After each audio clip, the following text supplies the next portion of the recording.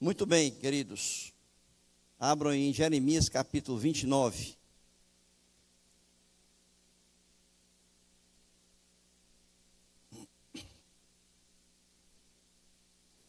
Nós vamos ler até o versículo de número 14, de 1 ao 14.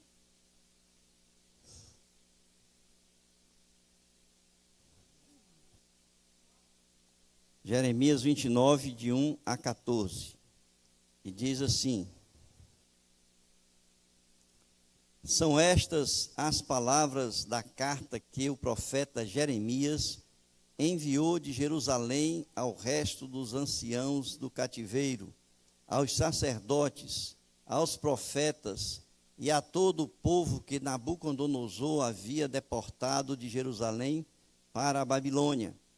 Isso aconteceu depois que saíram de Jerusalém o rei Jeconias, a rainha-mãe, os oficiais, as autoridades de Judá e Jerusalém e os carpinteiros e ferreiros. A carta foi levada para Elasa, filho de Safã, e por Gemarias, filho de Hilquias, os quais Edequias, rei de Judá, tinha enviado à Babilônia. E Nabucodonosor, rei da Babilônia, ela dizia o seguinte, a carta: Assim diz o Senhor dos Exércitos, o Deus de Israel, a todos os exilados que eu deportei de Jerusalém para a Babilônia: construam casas, morem nelas, plantem pomares, comam seu fruto, casem e tenham filhos e filhas, escolham esposas para os filhos de vocês e deem as suas filhas em casamento para que tenham filhos e filhas. Aumentem em número e não diminuam aí na Babilônia. Procurem a paz da cidade para onde eu os deportei e orem por ela ao Senhor, porque na sua paz vocês terão paz. Porque assim diz o Senhor dos Exércitos, o Deus de Israel: Não se deixem enganar pelos profetas e adivinhos que vivem no meio de vocês. Não deem ouvidos aos sonhadores, que sempre sonham segundo o desejo de vocês.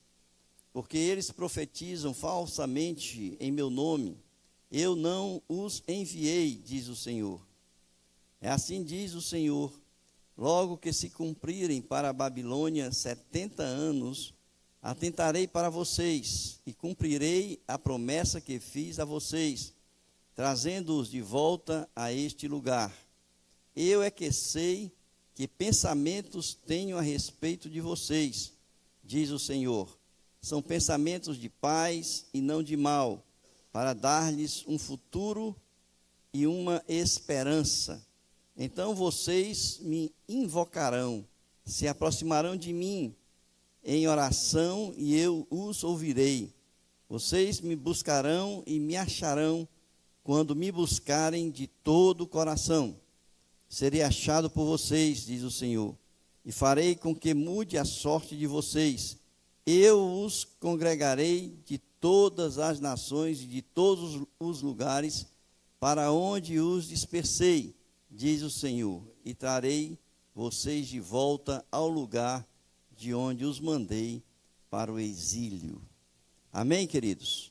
Muito bem, a gente tem falado sobre esse tema para que a gente possa estar, de alguma forma, fazendo uma reflexão maior sobre a temática que vocês estão estudando na Escola Bíblica Dominical. Vocês estão estudando sobre os reinos, né, do sul e do norte. E no domingo passado a gente chegou até o momento da entrada na Babilônia, causas e consequências do exílio na Babilônia. Hoje eu quero falar um pouco com vocês sobre a estadia ali do povo de Deus na Babilônia. Como é que eles viveram? Né? Quais são as orientações de Deus para a vida desse povo no meio de um povo idólatra? Então, o exílio na Babilônia, como a gente viu, foi um juízo de Deus sobre o povo. Nós estávamos ali, falamos no domingo passado, que o povo tinha chegado numa situação crítica onde a paciência de Deus tinha se esgotado. Era um povo idólatra, tinha se tornado um povo idólatra. Na verdade, um sincretismo religioso muito grande, porque além de adorarem a Deus, eles adoravam outros deuses regionais naquela região ali onde eles moravam. E então era um povo idólatra, um povo moralmente decaído, né, voltado para a prostituição, para o adultério, para a injustiça social. Então chegou um momento que Deus diz: agora basta, né, vocês têm que aprender a se voltar para mim. E Deus então mandou chamar Nabucodonosor para ser um instrumento de Deus para o juízo de Deus sobre o povo. E então a gente vai ver que Nabucodonosor executou esse juízo de Deus, ele foi um instrumento do Senhor para isso. Jeremias já havia dito na sua carta que o Senhor ia chamar Nabucodonosor para isso, né? Já tinha sido previsto. Mas aí o povo não acreditou, continuou com a mesma vida, tampava os ouvidos para a palavra de Deus. E aí aconteceu. E esse exílio, ele acontece em 3 momentos da história. E muitas pessoas, quando falam do exílio, só contam a partir da última leva de pessoas que foram levadas ali para a Babilônia, em 537.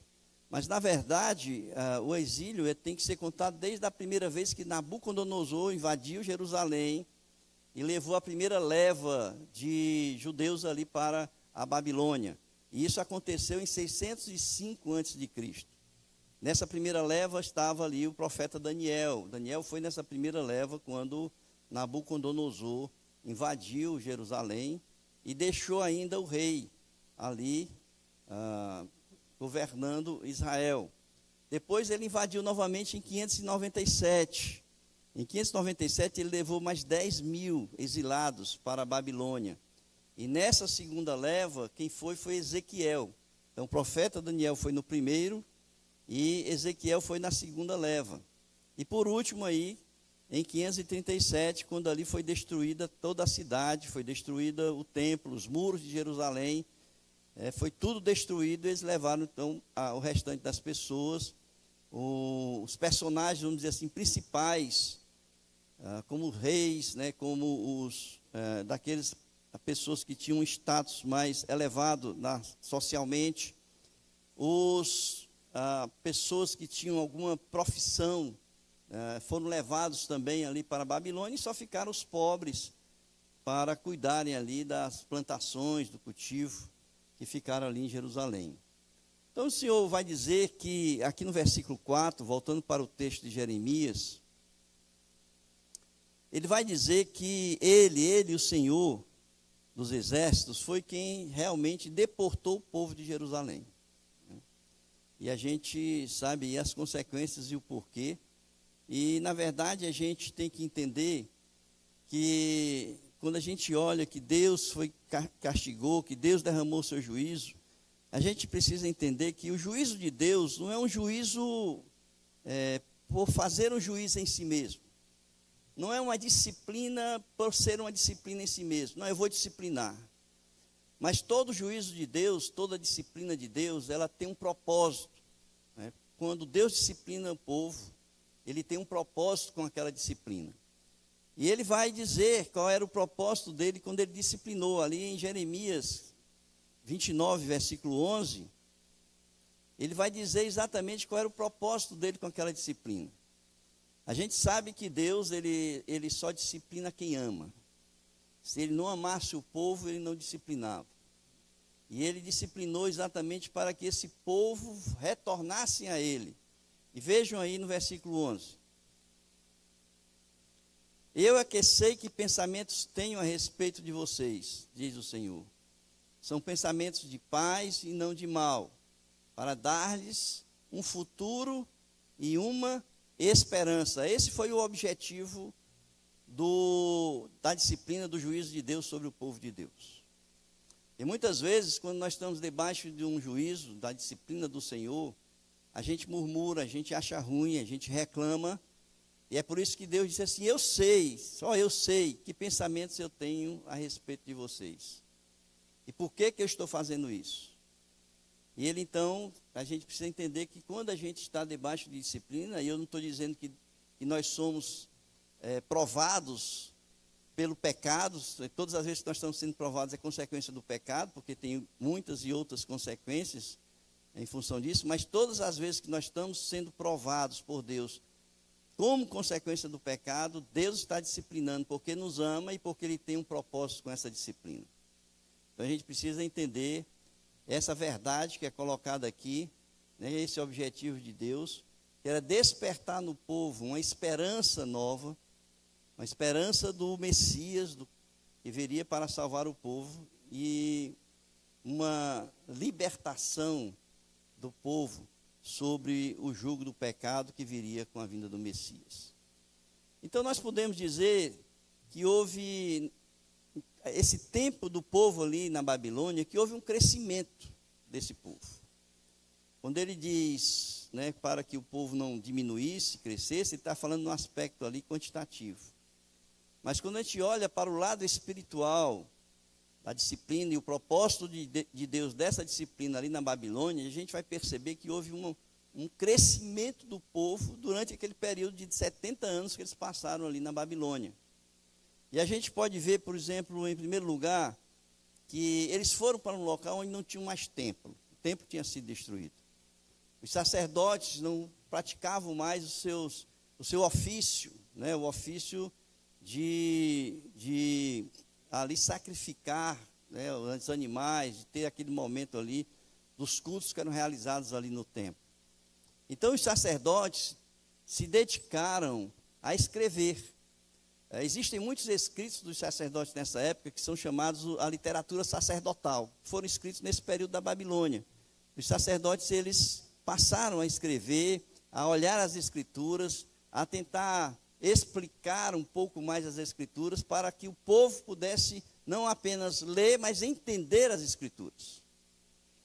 Nós temos também, por exemplo, a instituição das sinagogas, que perdura, né, até os dias de hoje, porque como eles não tinham templo, eles tinham que ter um lugar para estudar, tinham que ter um lugar para cultuar, né, e a sinagoga foi esse momento ali de crescimento espiritual, quando eles instituíram as sinagogas.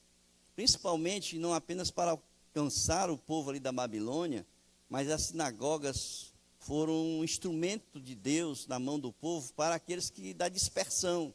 A gente sabe que o povo se dispersou no mundo todo e a sinagoga foi ali um instrumento do Senhor para que o povo pudesse estudar a palavra e para que pudesse ter aquele momento de intimidade, comunhão com o Senhor, com a comunidade que ali se congregava, né? Nós temos também uma coisa importante ali na Babilônia, que foi o conhecimento e o aprendizado de uma nova língua, que foi o aramaico. A gente sabe que durante o período de Jesus ali, eles falavam aramaico, não é?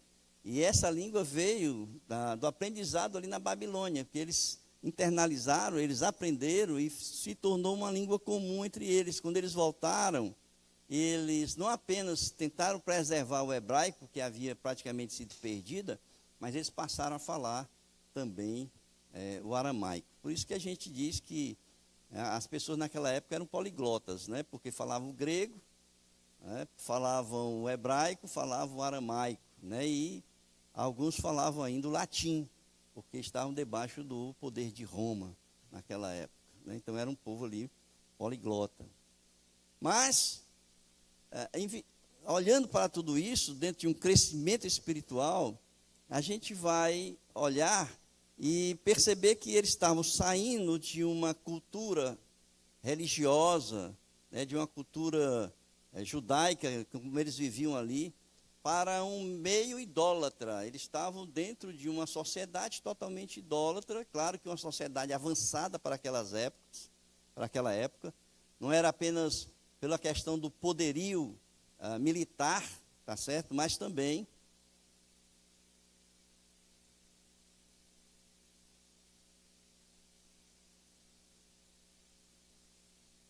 o pessoal deixa de olhar para mim, aí olha para mim, né?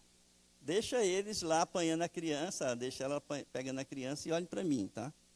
Vocês estão perdendo coisas importantes da história e do contexto da história que nós estamos falando aqui. Tá?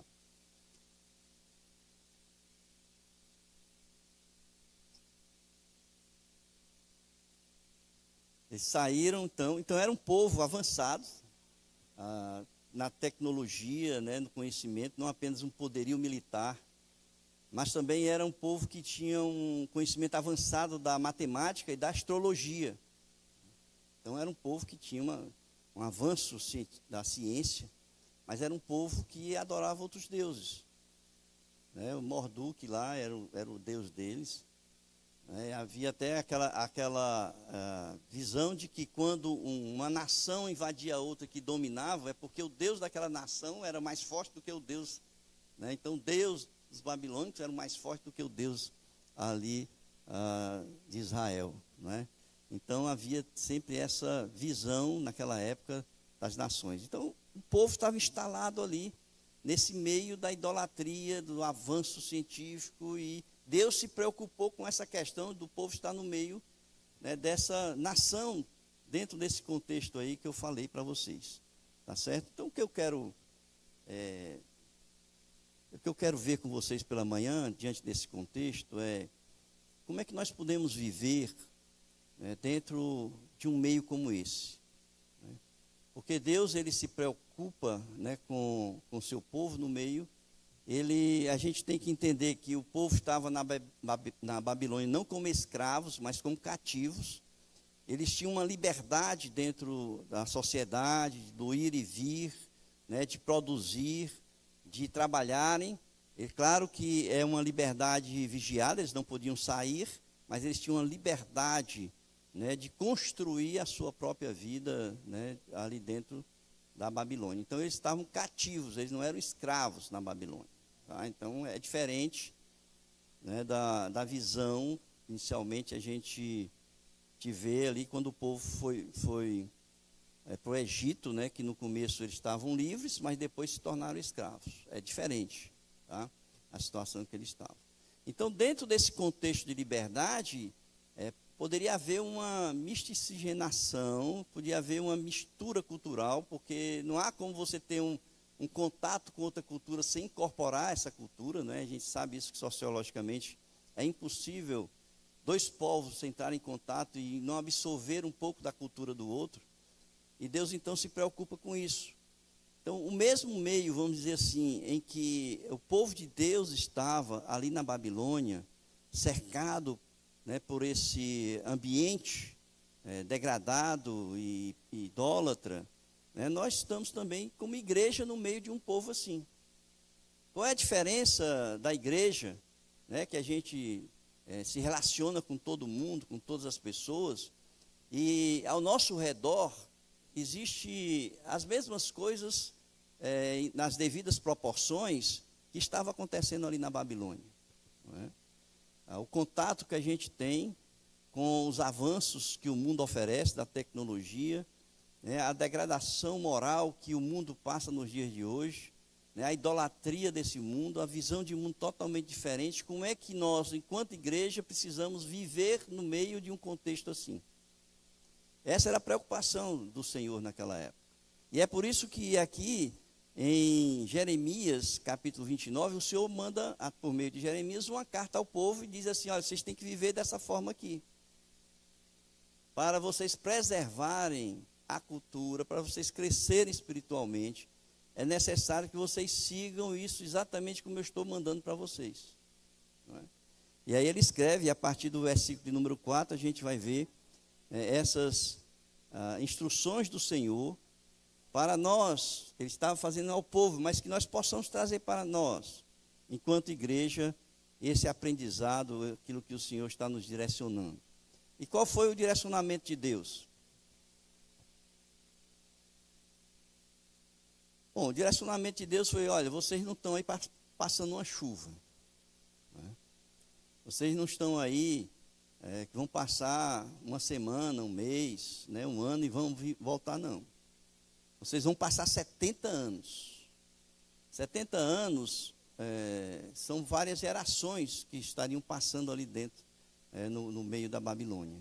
Então não era um tempo pequeno. Então vocês têm que, primeiro, ter a visão de que vocês estão indo para passar um longo tempo. Eu fico pensando assim: a igreja, ela é peregrina. Nós não estamos no nosso terra. Nós estamos passando um tempo aqui, né?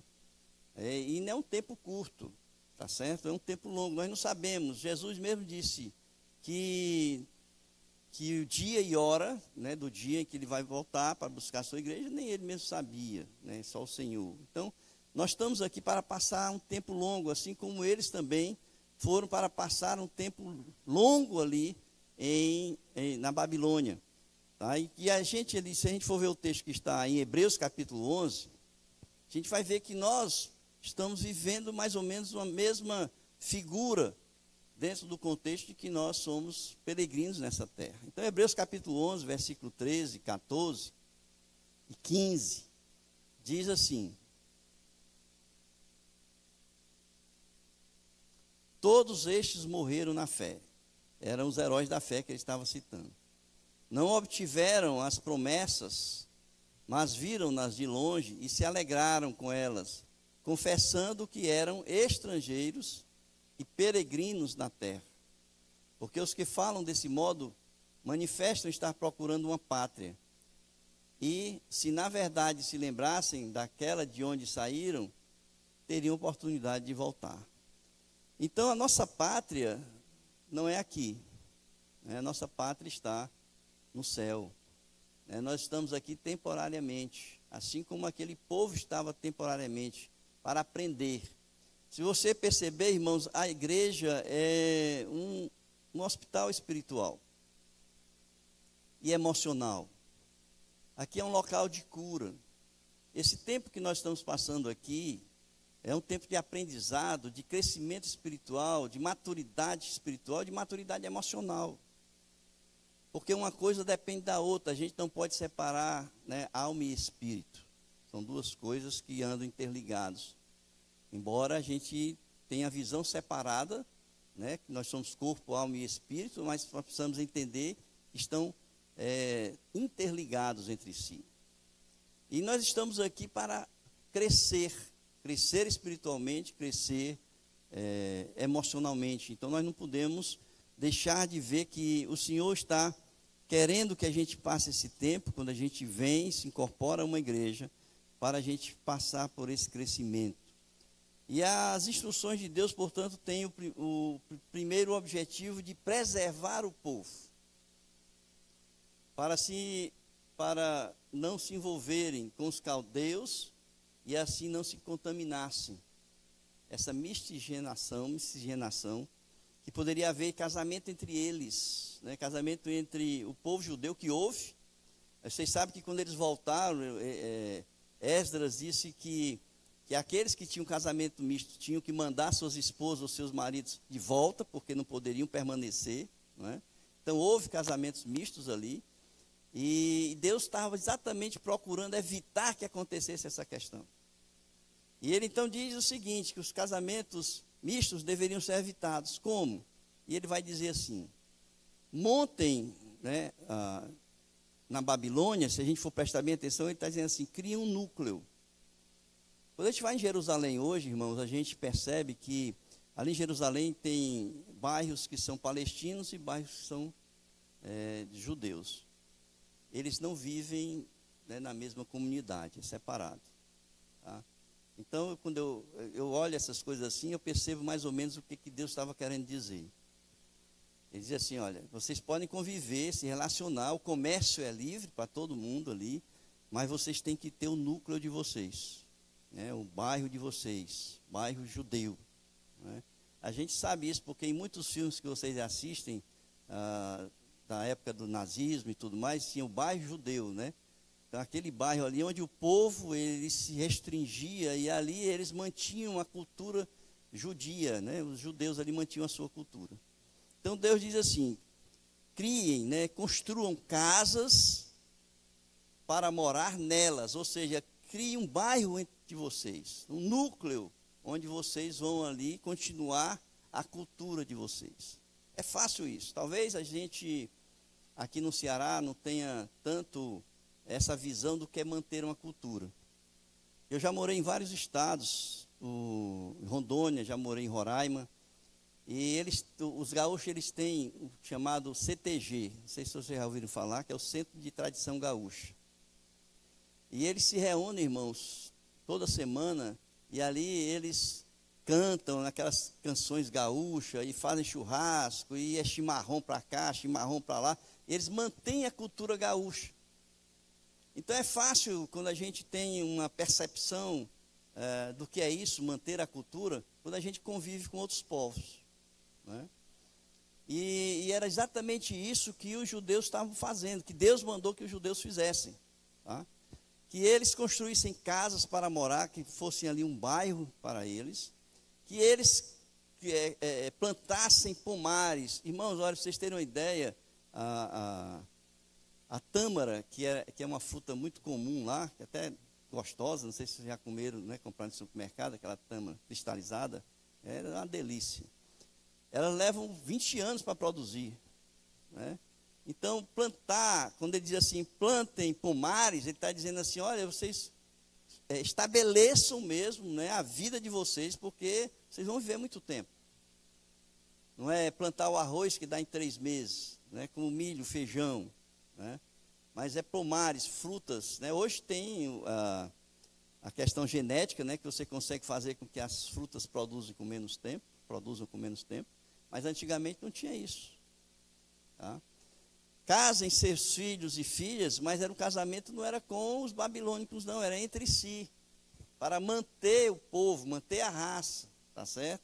Não misturar ali, não ter.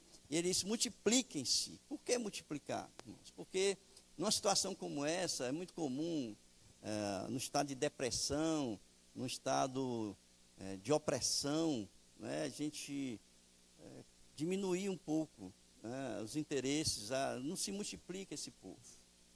E Deus disse assim, se animem, se alegrem, vivam a vida de vocês, tá? Cresçam, plantem pomares, construam casas, vivam a vida de vocês, porque vocês vão ter aí 70 anos para passar. E aí, meu irmão, que lições a gente pode, olhando para isso, trazer para a igreja, né? Primeiro é essa visão de sermos peregrinos, tá, irmãos? Nós somos peregrinos, nós estamos em terra estranha, convivemos com as pessoas, lidamos com todo mundo, mas precisamos ter o cuidado da gente não se misturar. Não é se misturar no sentido de absorver uma cultura idólatra, pagã, tá certo? De moral decaída, de começar a trazer para dentro da igreja costumes que não fazem parte do Evangelho e das Escrituras da forma como Deus nos revelou. Precisamos nos preservar com relação a essa questão, não é? Não é se acostumar com as coisas e a gente viver as coisas da forma como o mundo está nos oferecendo. Então, a primeira lição que eu tiro é essa. Assim como o povo chorava ali na Babilônia de saudade de Jerusalém, a gente não vê saudade de Deus, mas saudade de Jerusalém, de Sião, né, da morada ali. O povo de Deus, da igreja, anseia em voltar à pátria. Quer ver, veja em Romanos 8, capítulo 22, versículo 22, Romanos capítulo 8, versículo 22, que nós também ansiamos retornarmos à pátria, como igreja, né? E diz assim, porque sabemos que toda a criação a um só tempo geme e suporta angústias até agora, e não somente ela, mas também nós, a igreja aí no caso, né, que temos as primícias do Espírito, igualmente gememos em nosso íntimo, aguardando a adoção de filhos, a redenção do nosso corpo. Então a igreja também anseia por isso. E vem outra lição, é que a igreja ela deve viver em comunidade, não se misturando, incorporando práticas culturais mundanas. Nós somos uma comunidade e precisamos viver em comunidade. É para isso que a igreja existe. Ela existe para ter uma vida comunitária. As pessoas hoje se tornaram tão independentes de igreja, da comunidade da qual fazem parte, que elas não têm interesse nenhum de viver em comunidade na igreja, não é? Pela independência delas. A gente vive num mundo pós-moderno, né? E a gente sabe que o mundo pós-moderno é o mundo da independência, da individualidade, não é isso? E quanto mais se incorpora esses costumes, essas práticas, mais distante nós estamos do princípio pelo qual a igreja foi criada e organizada. Nós somos uma grande família, não é? E precisamos viver essa grande família. É por isso que hoje, e eu não sei quem leu o texto que eu escrevi, da pastoral de hoje, né, que eu coloquei no grupo, eu falo em fidelização. O que lhe prende a igreja hoje? O que lhe faz realmente ser uma pessoa fiel à igreja da qual você se congrega? O que a gente vê, irmãos, é tantas pessoas que não têm mais a fidelidade à sua igreja, tá certo? Se o pastor olha cara feia, às vezes não é nem por causa da pessoa, porque às vezes está passando por uma crise, uma dificuldade, está de cara fechada, a pessoa diz assim, ó, o pastor me olhou de cara feia. Aí sai da igreja e vai para uma outra que está bem do lado, doida para receber as pessoas, não é? E braços abertos para receber quem quiser, não é isso? E sai. Então qual é, o que está me prendendo a uma igreja hoje? Não é mais, não são os princípios de igreja como antigamente. Nós somos independentes e existem igrejas para tudo que é gosto desse mundo aí. Então nós precisamos rever determinados conceitos e posições, né? Porque nós temos uma comunidade da qual nós fazemos parte, nós criamos relacionamentos. Paulo, nas suas cartas, diz que a gente tem que gerar amor pelas pessoas das quais nós nos relacionamos na igreja.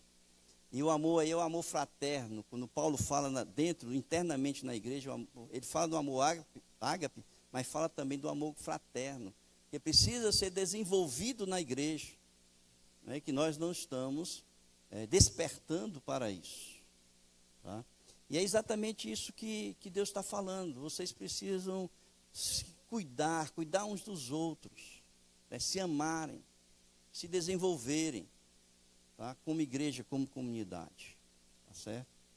Então a gente não pode estar incorporando práticas, costumes que a gente vem absorvendo ao longo da nossa história de vida com o mundo da qual nós fazemos parte, né? Nós precisamos ter cuidado com essas coisas, tá certo? É por isso que Paulo vai dizer, não se põe em julgo desigual com os descrentes, pois que sociedade pode haver entre a justiça e a iniquidade? Ou que comunhão existe entre a luz e as trevas? Que harmonia pode haver entre Cristo e o maligno? Ou que união existe entre o crente e o descrente? Que ligação há entre o santuário de Deus e os ídolos? Porque nós somos o santuário do Deus vivo. Como ele próprio disse, habitarei e andarei entre eles, serei o seu Deus, e eles serão o meu povo. Por isso o Senhor diz, saiam do meio deles e separem-se deles. Não toquem coisa impura, e eu os receberei. Serei o pai de vocês, e vocês serão meus filhos e minhas filhas, diz o Senhor Todo-Poderoso. Né? Então a gente precisa ter cuidado, né, nos nossos relacionamentos externos. A terceira coisa que a gente aprende aqui é que a igreja ela deve viver dentro de uma cultura nos padrões do Evangelho. Não são padrões, irmãos, mundanos, mas nos padrões do Evangelho. Deus quer a obediência total, inclusive naquilo como nós devemos nos relacionar com Ele. Inclusive os cultos que nós realizamos. O culto que nós realizamos é muito mais voltado para nós, pessoas humanas, para a satisfação das nossas vontades, desejos, necessidades, do que propriamente um culto a Deus. Nós estamos aqui para cultuar o Senhor.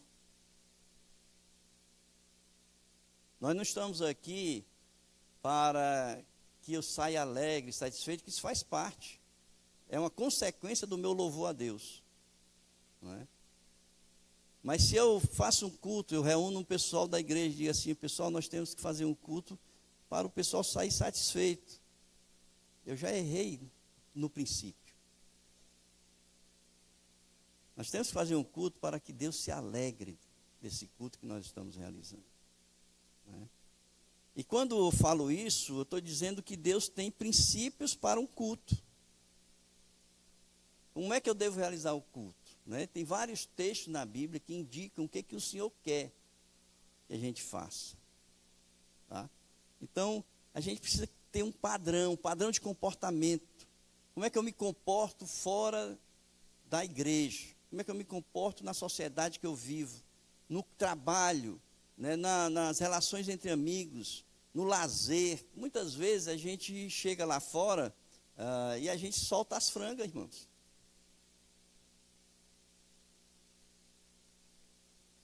Deixa de ser crente. Eu tinha um colega no trabalho que o apelido dele era crente. E a turma dizia assim, ó, o crente. Era o cara que só chegava atrasado, né, no trabalho.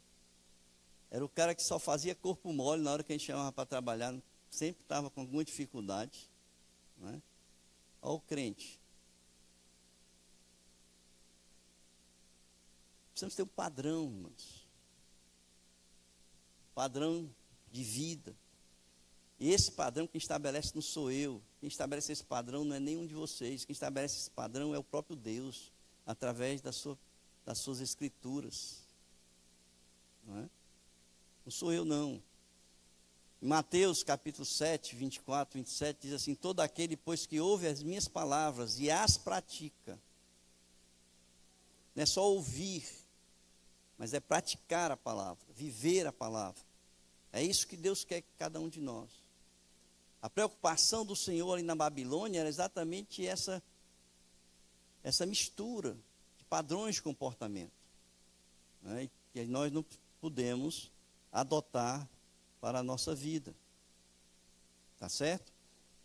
Depois ele diz assim, procure a paz. Ora, se nós vivemos em comunhão, se nós vivemos dentro de um padrão que Deus quer que nós venhamos a viver, tá certo? O que é que a gente pode encontrar? Paz. Mas a paz total a gente só pode ter se o mundo lá fora tiver também. E o que é que ele diz? Assim, ore pela paz da sua cidade. Não é? Viva em paz, mas ore pela paz da sua cidade, porque se a sua cidade tiver paz, vocês vão ter paz.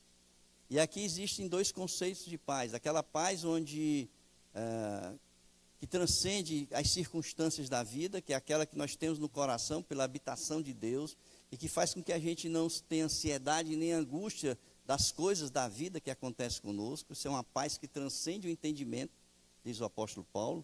Mas nós temos aquela paz da vida comum, do cotidiano, do dia a dia, né? Do medo de sair à rua para não ser assaltado, de não ser roubado, de não ser sequestrado, né? Das coisas que acontecem na vida da gente. Então, para a gente ter essa paz total, né, a gente precisa orar pela paz da nossa cidade, pela paz do nosso bairro. Tá? Então, quando vocês se ajoelharem para orar, orem não apenas por vocês, pela igreja, mas orem também pelo bairro, pela cidade que vocês moram. Porque se a cidade tiver paz, vocês vão ter paz também. Né? Eu quero avançar aqui, irmãos, porque por causa do tempo, tá? Essa palavra procurar é buscar, procurar com zelo, tá? Então, é um outro fator aqui. E, por último, que o Senhor fala aqui é que a gente não deve se deixar guiar por falsos profetas e sonhadores. É uma coisa que a gente tem visto muito nos tempos de hoje, é a gente facilmente se deixa envolver por mensagens que a gente quer ouvir. Tá? É aquela pessoa que procura um conselho, a pessoa procura o conselho de um pastor, o pastor diz assim, rapaz, o que você está fazendo é errado diante da Bíblia, você não pode fazer isso. Aí ela, não satisfeita, porque não era aquilo que ela queria ouvir, ela vai com outra pessoa, pergunta, né, e se aconselha com outra pessoa. Aí a outra pessoa diz, não, você está fazendo bem, é assim mesmo, você vai ser feliz assim. Né? Então a pessoa quer ouvir exatamente isso. Tá? Quando Jeremias dizia assim, olha, se vocês continuarem no erro, vocês vão para o exílio, o Senhor já falou. Aí chegava um falso profeta e dizia assim, não liga para isso não, que não vai acontecer não. Nós somos filhos de Deus, Deus não vai permitir que isso aconteça. Então a gente precisa ter muito cuidado, irmãos, com o que nós estamos ouvindo. Hoje é muito fácil você ter acesso a todo tipo de mensagem, né, de pastores, bispos, apóstolos, né, que se denominam, autodenominam, com mensagens de autoajuda, com mensagens de elevar o ego das pessoas, não é? Mas que biblicamente elas não têm fundamento, não têm profundidade bíblica. Então o que o Senhor estava querendo dizer, olha, eu não mandei esses profetas falarem em meu nome. Ele diz aqui em Jeremias. Eu não mandei esses profetas, eu não enviei esses profetas. Tá? Eles estão enganando vocês. Então não se deixem enganar, né, por mensagens que não têm profundidade bíblica, que não têm fundamento, que não têm base na palavra de Deus. Porque aí vocês vão estar seguindo falsos profetas. E o apóstolo Paulo diz que quando a gente se desvia do evangelho, está seguindo falsos profetas, a gente não vai poder dizer assim, o culpado é ele, o culpado somos nós. Tá? E nós estamos entrando aí numa coisa chamada apostasia. E apostasia é se afastar de Deus, se afastando das Escrituras, se afastando do Evangelho, nós estamos nos afastando de Deus. E, portanto, estamos entrando numa questão chamada apostasia. Tá? E aí, se a gente fizer tudo isso, como ele estava dizendo, nós vamos ter uma relação de comunhão perfeita com o Senhor. E é por isso que ele encerra aqui, no versículos 13 e 14, onde ele diz assim: vocês me buscarão e me acharão quando me buscarem de todo o coração. Por quê? Porque aí o coração do crente, né, daquela pessoa, está realmente totalmente voltada para o Senhor. Serei achado por vocês, e diz o Senhor, e farei com que mude a sorte de vocês. Eu os congregarei de todas as nações, de todos os lugares, para onde os dispersei, diz o Senhor. E trarei vocês de volta ao lugar de onde os mandei para o exílio. Amém, queridos? Vivamos uma vida livre. Deus nos chamou para sermos livres. Mas vivamos de acordo com a palavra de Deus, seus ensinamentos, com o direcionamento que Ele dá, para que nós venhamos realmente a sermos abençoados pelo Senhor, que realmente possamos encontrar o Senhor. É interessante essa expressão. Me busquem de todo o coração e vocês vão me achar. Só assim nós vamos ter paz com o Senhor, paz com Deus, paz na igreja, paz com o mundo da qual nós vivemos. Amém? Vamos orar?